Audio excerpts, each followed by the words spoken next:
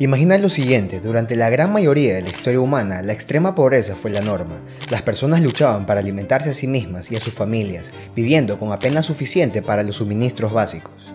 Bill Gates y el psicólogo Steven Pinker son dos personajes importantes que presentan y promueven esta idea en este famoso gráfico que quizás hayan visto circulando en las redes sociales. Pero, ¿es verdad? ¿Realmente la extrema pobreza es la condición natural de la humanidad? Prepárense para desafiar mucho de lo que creían conocer, ya que en este video exploraré la historia de la reducción de la pobreza y cómo este gráfico podría no contar toda la historia. Según el antropólogo de la economía Jason Hickel, la historia de la reducción de la pobreza puede ser también llamada la narrativa de las buenas noticias, porque brinda una sensación de comodidad y esperanza, en contraste con las historias que a menudo son deprimentes que prevalecen en la actualidad. En su libro The Divide nos muestra las fallas de esta narrativa, que también es una poderosa herramienta política que apoya el actual sistema económico global, implicando que, si queremos acabar con la pobreza, debemos seguir con el status quo y no hacer cambios significativos. Algunos argumentan que el enfoque de la reducción a la pobreza significa que no debemos preocuparnos por la desigualdad social o la acumulación excesiva de dinero. Al examinar más de cerca la historia, nos damos cuenta de que es más compleja de lo que parece. Esto se debe a que la narrativa oficial pasa por alto detalles muy importantes. Sin más que decir, mi nombre es Adrián y bienvenidos una vez más a Inversiones 101.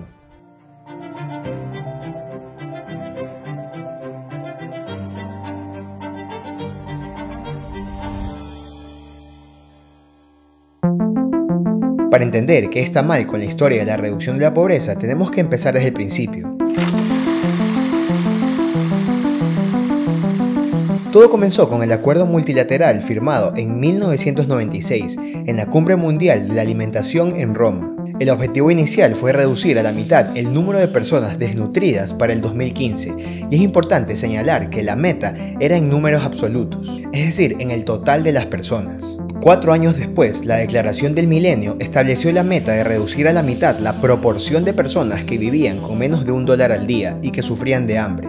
Al cambiar de números absolutos a porcentajes, el objetivo se volvió más fácil de lograr, simplemente porque se podía aprovechar el crecimiento de la población. Mientras la pobreza no aumentara en términos absolutos, automáticamente parecía estar mejorando proporcionalmente. La cantidad de pobres tendría que bajar en 836 millones de personas para reducir a la mitad el número total, pero solo 669 para reducir a la mitad la proporción, lo que era un objetivo significativamente más fácil.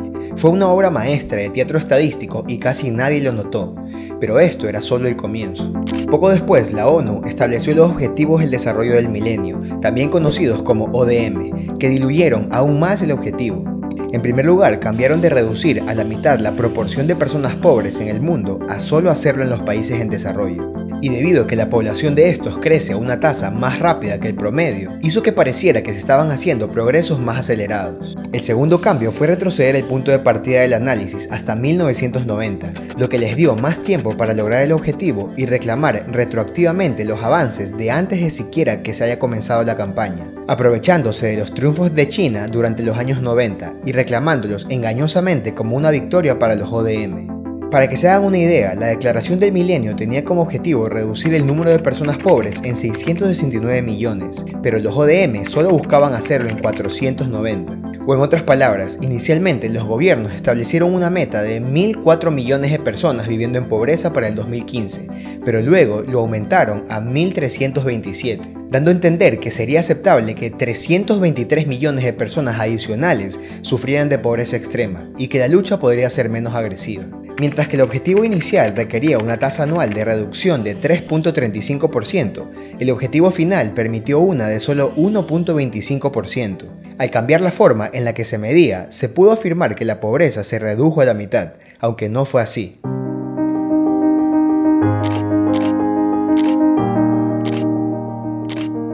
Lo que cuenta como pobreza se calcula normalmente por cada país y se supone que refleja el costo total de los recursos esenciales que un adulto necesita para subsistir. Por ejemplo, la pobreza en Somalia no es lo mismo que en Ecuador. Sin embargo, hubo un gran esfuerzo por tratar de encontrar un tipo de denominador común que permitiera medirla en todo el mundo con una sola metodología. Y el economista Martin Ravallón fue el primero en hacer esto realidad. En 1990 se dio cuenta de que las líneas de pobreza de algunos de los países más necesitados del mundo se agrupaban en $1,02 al día. Por esto, el Banco Mundial adoptó esta cifra como la primera línea de pobreza internacional del mundo, pero terminó causándoles problemas, ya que demostró que sus esfuerzos no estaban dando fruto. En su informe anual del 2000 decía: el número absoluto de personas que viven con $1 por día o menos sigue aumentando. El total mundial incrementó de 1.2 mil millones en 1987 a 1.5 en la actualidad, y si las tendencias persisten, alcanzarán los 1.9 mil millones en 2015. Pero 3 años más tarde, en 2004, la historia cambió. Publicaron nuevas cifras que indicaban que un total de 400 millones de personas fueron rescatadas de la pobreza extrema entre 1981 y el 2001. ¿Cómo cambiaron tan repentinamente las cifras de una tendencia al alza a una a la baja? Bueno, pues en palabras sencillas, nuevamente modificaron su medición.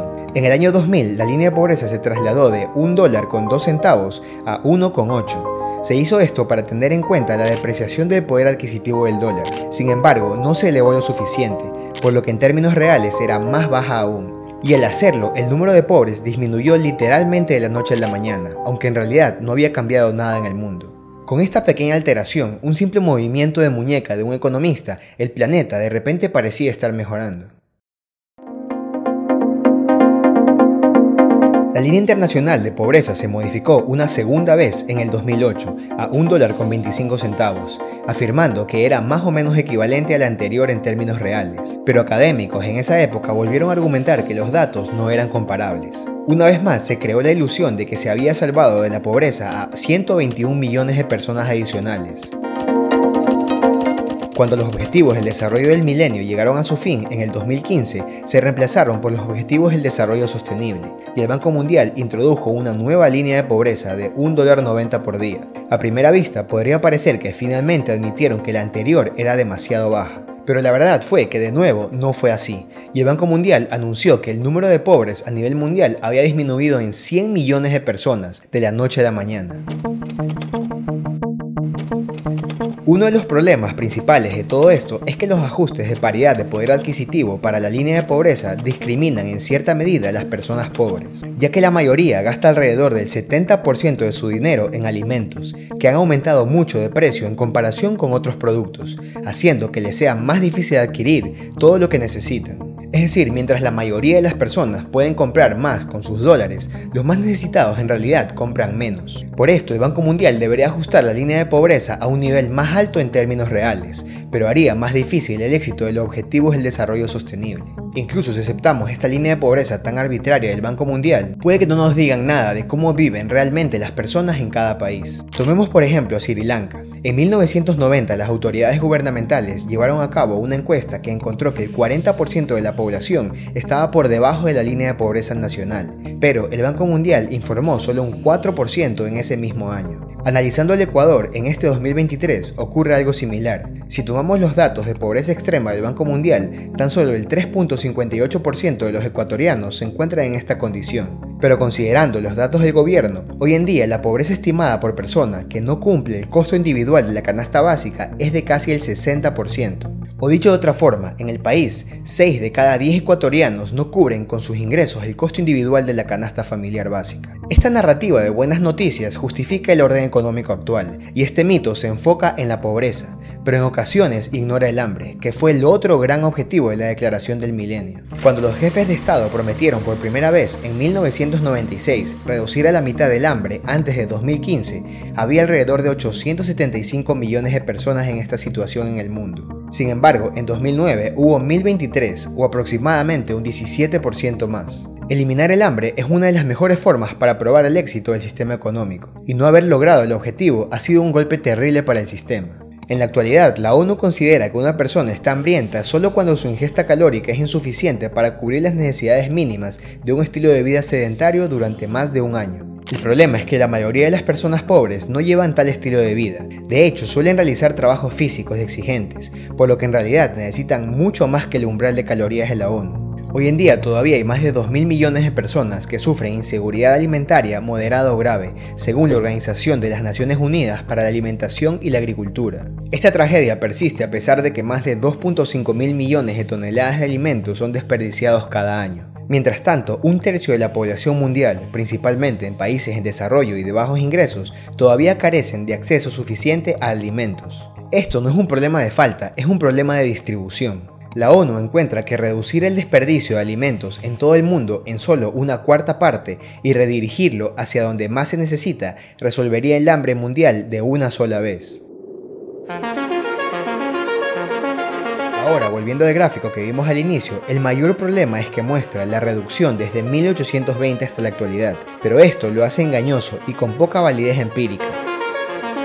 Resulta que los datos reales de la pobreza han sido recolectados tan solo por el Banco Mundial desde 1981, y la información previa proviene del paper de Morrison y colegas, publicado en el 2002, el cual no se enfocaba en medir la pobreza, sino en la distribución del PIB en un número limitado de países. El gráfico mezcla dos medidas diferentes, una del PIB per cápita entre el 1820 y el 1997 y otra de encuestas sobre ingreso y consumo de los hogares de 1981. Para construir uno legítimo a largo plazo se necesita una medida consistente, tal vez utilizando solo el PIB per cápita.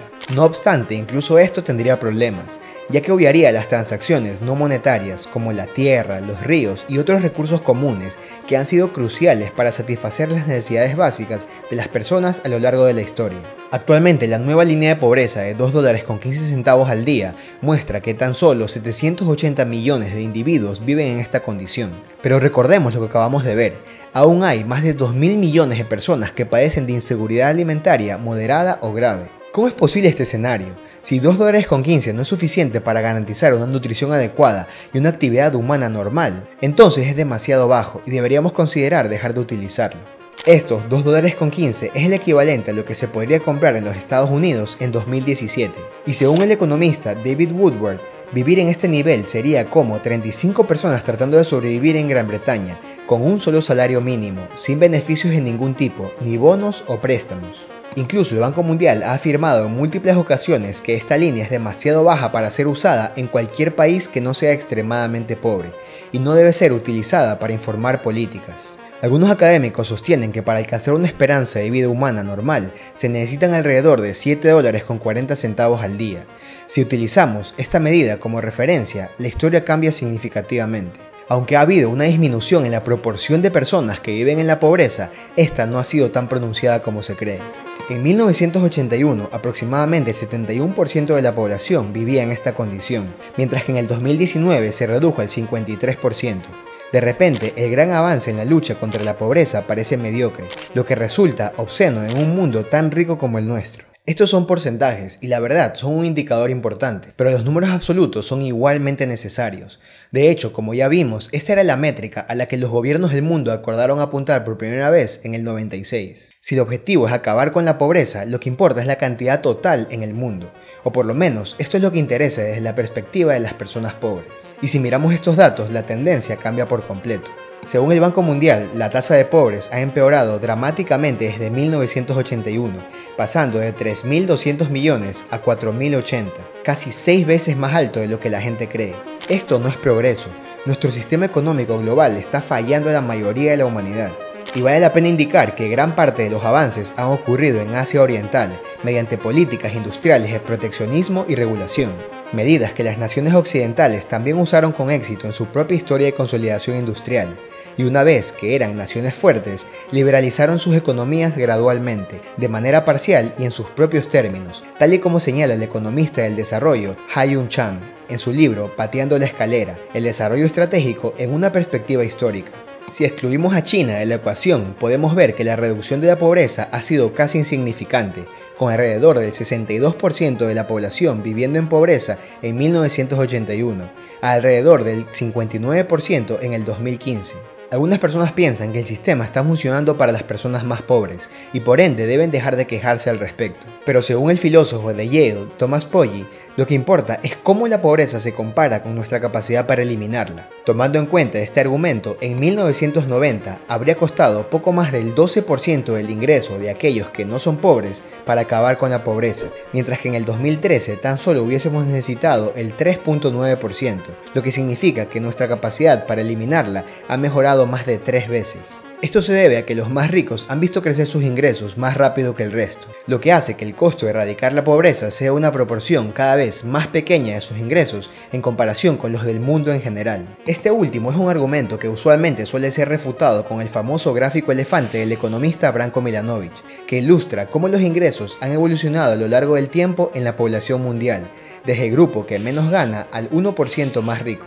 Pareciera que desde 1980 el 60% más pobre de la población experimentó las mayores ganancias, creciendo 2 o 3 veces más que el 40% más rico. Sin embargo, esto puede ser engañoso, ya que es fundamental entender que el gráfico muestra las ganancias relativas de cada grupo en relación con su línea base. Por lo tanto, en este periodo el percentil más pobre de la población experimentó un aumento del 82% en sus ingresos. Esto suena mucho a simple vista, no obstante es importante tener en cuenta que estas personas partían de una base extremadamente baja. Los que ganaban $2.40 al día en 1980 vieron sus ingresos crecer a no más de $4.36 por día a lo largo de 36 años, lo que equivale a 5 centavos por año. Claramente este aumento no es suficiente para sacar a nadie de la pobreza. Por otro lado, aunque es posible que los más ricos hayan experimentado un aumento proporcionalmente menor en sus ingresos, sus ganancias absolutas fueron mucho mayores debido a que partían de una base mucho más alta. Si observamos los mismos datos pero en dólares absolutos, el gráfico cambia por completo. Esto nos permite ver con mayor claridad que el grupo del 60% más pobre de la humanidad, la persona promedio, vio aumentar sus ingresos anuales en solo alrededor de $1.200 en un periodo de 36 años. Por otro lado, aquellos que se encuentran en el percentil 80 y 90, que eran considerados los perdedores, han ganado 4 veces esta cantidad, y el 1% más rico ha obtenido 100 veces más ganancias. En cuanto a los ingresos más altos aún, estos han experimentado un crecimiento exorbitante, con millonarios duplicando o triplicando sus ingresos anuales, obteniendo hasta 14.000 veces más que una persona promedio en el 60% más pobre de la población mundial. Esto pone en evidencia los verdaderos beneficiarios de la globalización. Resulta un tanto ridículo celebrar los avances de lo que ha goteado hacia los más pobres, cuando la gran mayoría de los nuevos ingresos desde 1980 se han ido hacia la cima, especialmente hacia la parte del mundo que se conoce como el norte global, que en pocas palabras son los países y regiones que tradicionalmente han tenido un mayor nivel de desarrollo económico, social y político, y que se encuentran principalmente en el hemisferio superior del planeta. Quiero dejar bien en claro que este video no es necesariamente una crítica para demostrar que todo está mal en el mundo, sino más bien para invitarnos a todos a reevaluar la narrativa pública sobre la historia y la reducción de la pobreza mundial. Aunque es verdad que hemos progresado en muchas áreas, lamentablemente reducir la pobreza no ha sido una de ellas. El gráfico que vimos al inicio excluye más de 300 años de historia capitalista y omite que durante este periodo de crecimiento económico en Europa Occidental hubo procesos de desposesión que causaron una importante desorganización social, como los enclosures europeos, la esclavitud masiva de africanos, la colonización de América e India, entre otros. Por lo tanto, es necesario reconocer la complejidad de los problemas y trabajar juntos para encontrar respuestas sostenibles y eficaces. La solución para la pobreza extrema no puede resumirse en una narrativa simple, sino que requiere una comprensión profunda de la historia y las causas subyacentes. Debemos reconocer que si luego de tantos años de lucha contra la pobreza, esta prácticamente no ha visto mejora significativa, probablemente sea hora de replantearnos las estrategias e incluso el futuro del sistema en general. Muy buenas noches.